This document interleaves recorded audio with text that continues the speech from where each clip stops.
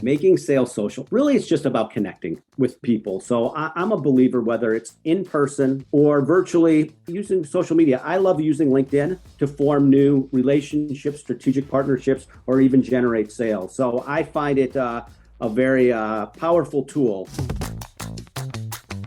Welcome to the Making Sales Social podcast, featuring the top voices in sales, marketing, and business. Join Bryn Tillman and me, Bob Woods, as we each bring you the best tips and strategies our guests are teaching their clients, so you can leverage them for your own virtual and social selling.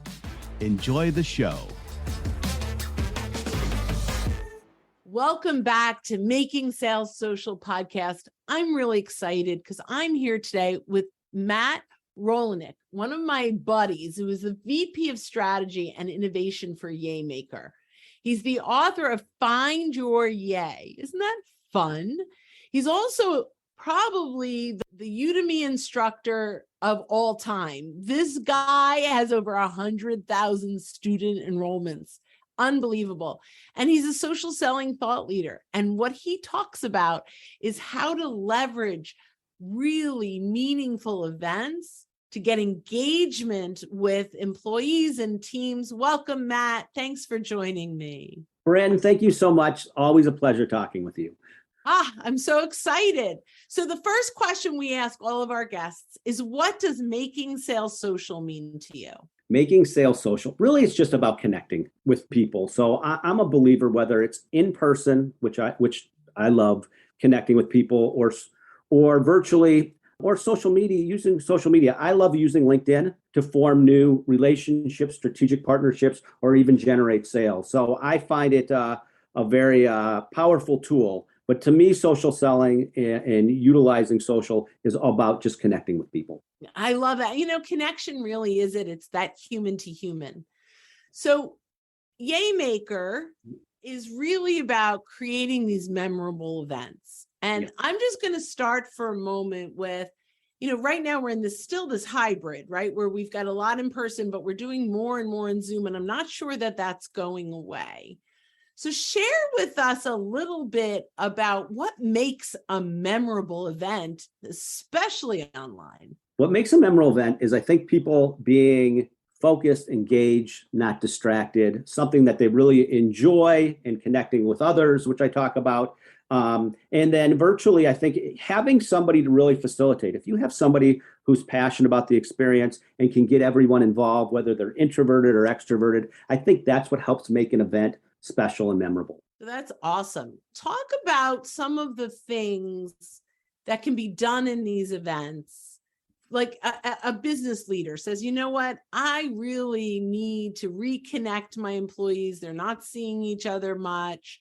And I really want a bonding moment. What are types of events? Like, I know you do some game shows and things like that, but what are some types of events that they can hold that create that employee bonding? That's a really good question. I think one is listening, asking your employees, like, what's important to them. So mental health is really important.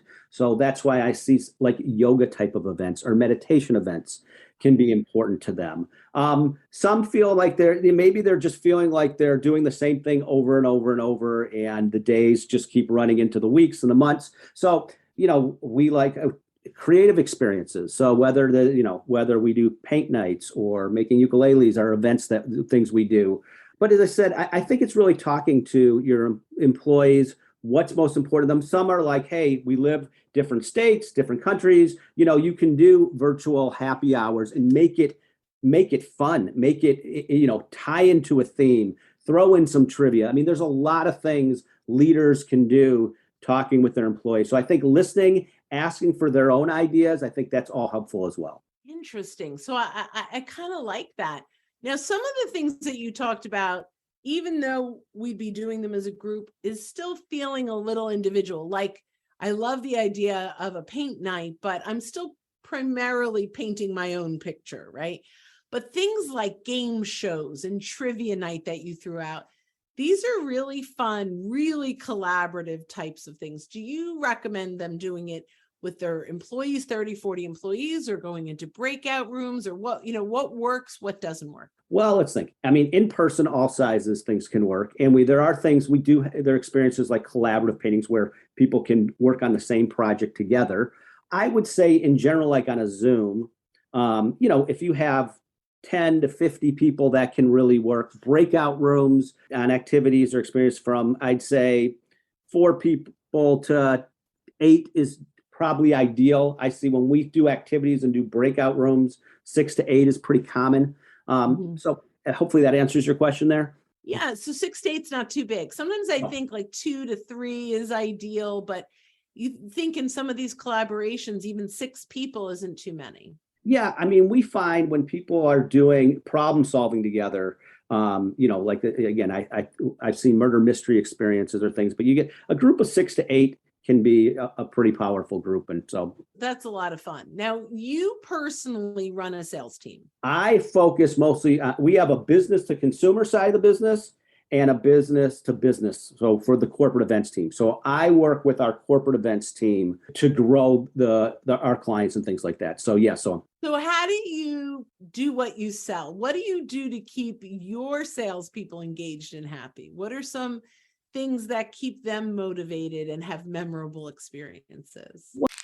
Looking to up your LinkedIn game? The Social Sales Link team has you covered with our LinkedIn Sales Accelerator, a guided social selling program that includes training, coaching, and so much more. Visit socialsaleslink.com/in for more details.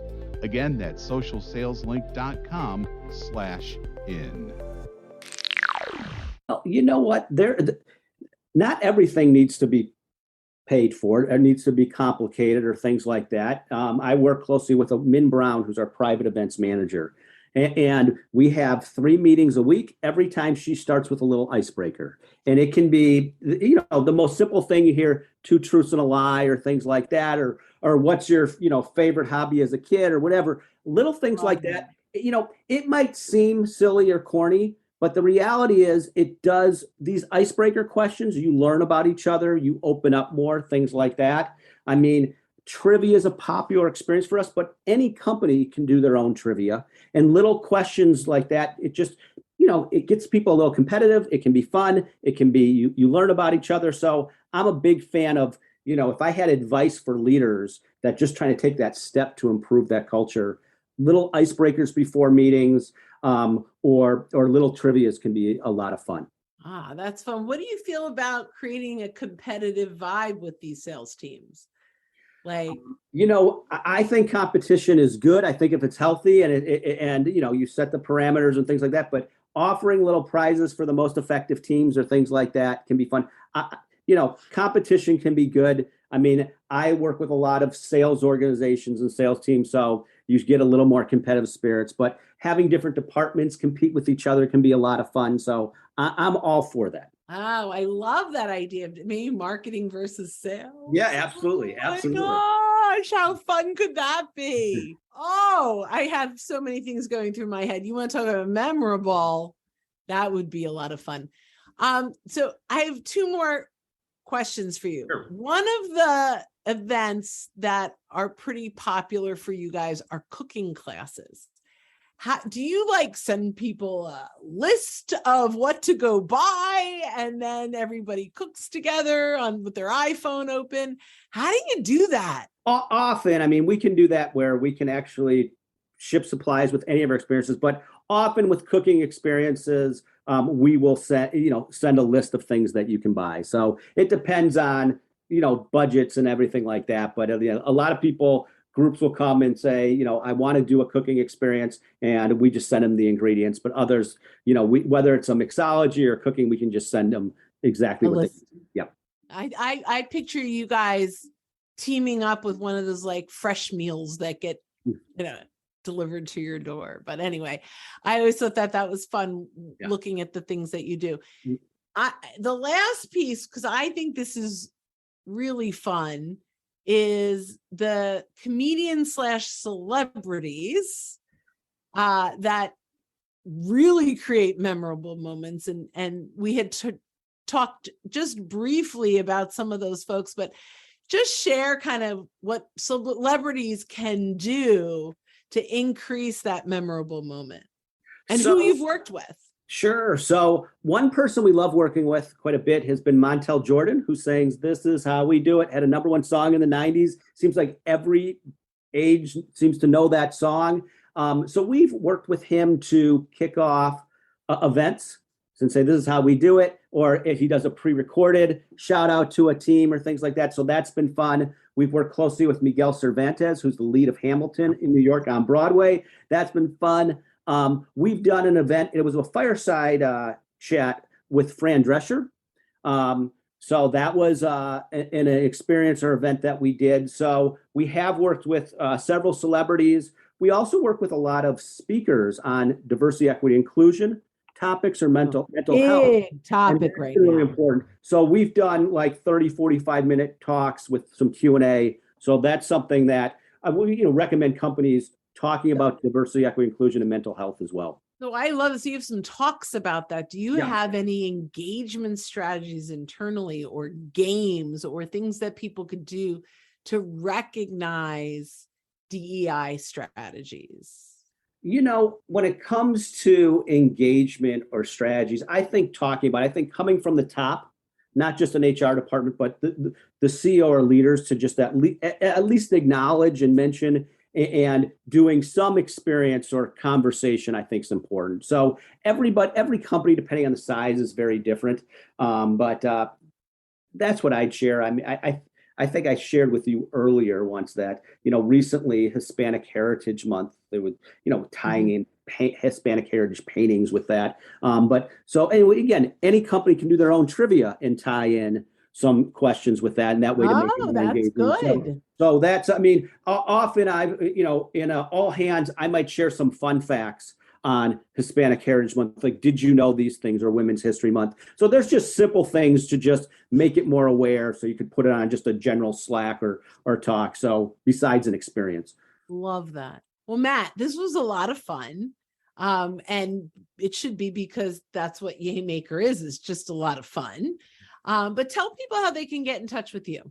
So anybody can get in touch with me. I'm very active on LinkedIn, so people can send me a message or send a request. So it's Matthew Rolnick, ROLNICK, and my email is mrolnick@yaymaker.com. So that's great. Well, thank you so much for sharing some of your really cool ideas for our business leaders. And I am sure you'll have lots of people connecting with you. Thanks again for your time.